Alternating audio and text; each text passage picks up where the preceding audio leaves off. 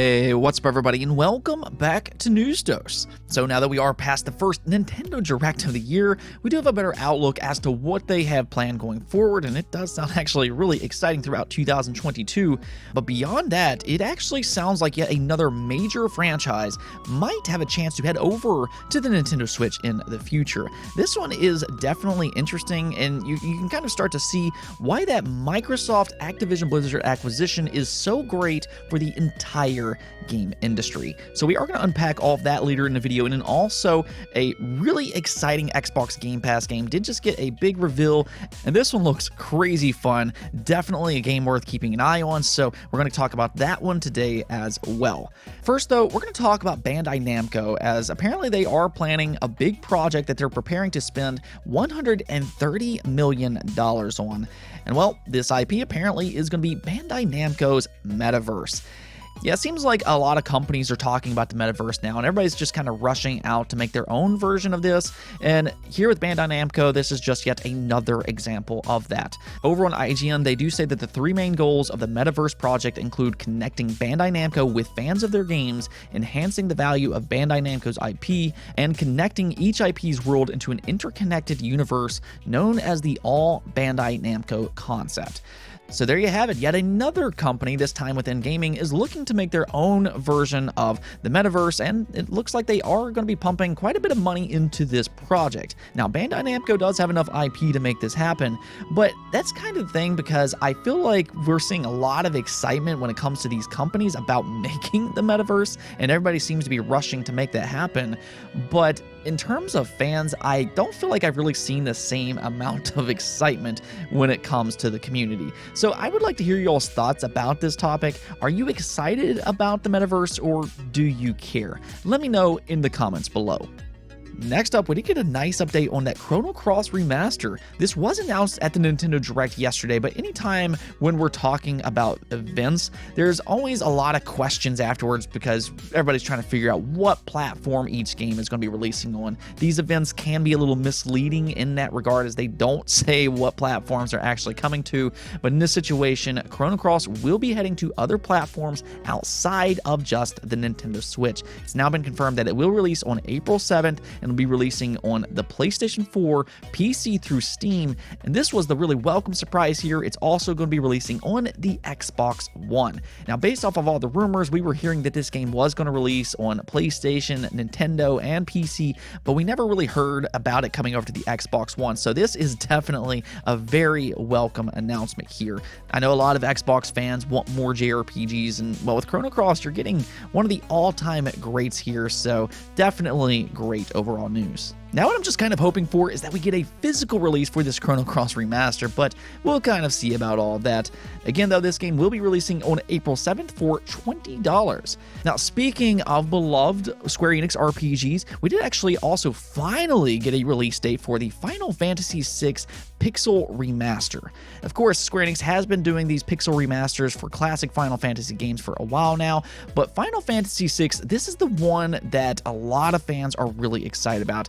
This game is often viewed as the greatest JRPG of all time. Now, this personally isn't my own favorite, but it is a really good JRPG, and it is now set to release on February 23rd. Square Enix themselves did post a press release revealing the release date, which is kind of interesting timing when you kind of think about it. One of the most baffling decisions about these pixel remasters is that as of this moment, they have not been announced for consoles. Currently, they're just on PC and mobile devices, which is weird because they would make a lot of extra money if they put these on consoles. And then we did have the Nintendo Direct just yesterday, and I know that there was some hope that these pixel remasters would be announced at the Nintendo Direct, but that didn't happen. However, we did get a release date for other platforms, which this can bring some excitement for consoles as well, because now that all of these pixel remasters are finished, maybe Square Enix will actually be smart here and look to port these games over to consoles in the near future. We can only hope. I mean, this is Square Enix that we're talking about here, but I do think that it would be logical to eventually bring these games over to consoles, and I imagine they probably will do that now that they are finished on other devices. Let's go and talk about Xbox Game Pass, though, because a really exciting game just got confirmed for 2022, sometime between September and December, and that would be for Atomic Heart. Now, fans have been keeping an eye on this one for a little while now, but they just revealed a new trailer for this game, and it looks absolutely crazy, and it looks ridiculously good for that matter. There's just so much happening in this trailer that it's kind of hard to go over it all, but they do describe this game as saying that Atomic Heart is an action-packed first-person shooter set in the alternative retro future version of the 1950s USSR. You then have to uncover a mind-bending mystery behind the robot uprising, explore a top-secret Soviet facility, and use a broad arsenal of firearms and abilities against deadly zombies and revolting machines. So somehow they did manage to mix zombies and machines into this game, and it just feels like it works well here in this trailer. And nothing really seems like it's out of place. I mean, yes, it's all absolutely crazy, but it just looks so good. The world itself and the story sounds intriguing, but it's the gameplay. That is where this game really has my interest right now. It is a first-person shooter, so you're going to have a variety of different gun-based weapons, but on top of that, you also have this glove that has these unique abilities. They do show some different abilities, including shooting lightning out of your hands. You can freeze your enemies mid-air, or even lift them off the ground with like these telepathic type of powers. It does seem like it adds an extra layer to its fast-paced gameplay. It looks like a lot of fun. And then there's the enemies itself. It has some of the more creative enemies that I have seen in some time, and for that matter, I just feel like this is one of the more exciting first-person shooters that I have seen in quite a while. Now, there's no guarantee that this game will be good, but it certainly seems like it has a lot of potential, and this one definitely has my attention now. And that is the good news here, because they are confirming that it will be releasing sometime in 2022. We don't have an exact release date, but they are committing to releasing it sometime between September and December of this year. It will be releasing on PlayStation, PC, Xbox, and it'll be launching directly into Xbox Game Pass. Oh, and just as a little bonus, Mick Gordon is actually the composer for this game, which has composed music for Doom as well as Killer Instinct, which is one of my all-time favorite soundtracks. Let's go ahead and talk about the Activision Blizzard acquisition once again, though, because we did get another interesting update, this time that will directly affect Nintendo. So yesterday, Microsoft put out a big statement that was pretty much specifically talking to the regulators, or in this case, the FTC.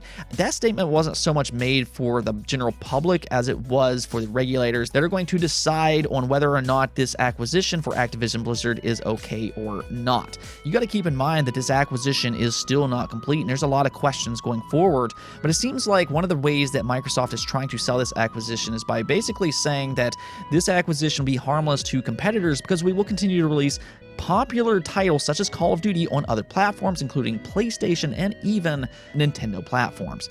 Now, they don't specifically mention what popular titles they're referring to here, but they do very specifically mention Call of Duty, so that's the one that we're going to focus on today. With a statement like this, of course, people are going to microanalyze it to see if there's any kind of loopholes or anything like that, but interestingly enough, Microsoft in an interview with CNBC did kind of actually expand on this topic by saying this. One of the things we're being very clear about as we move forward with the regulatory review of this acquisition is that great titles like Call of Duty from Activision Blizzard today will continue to be available on the Sony PlayStation.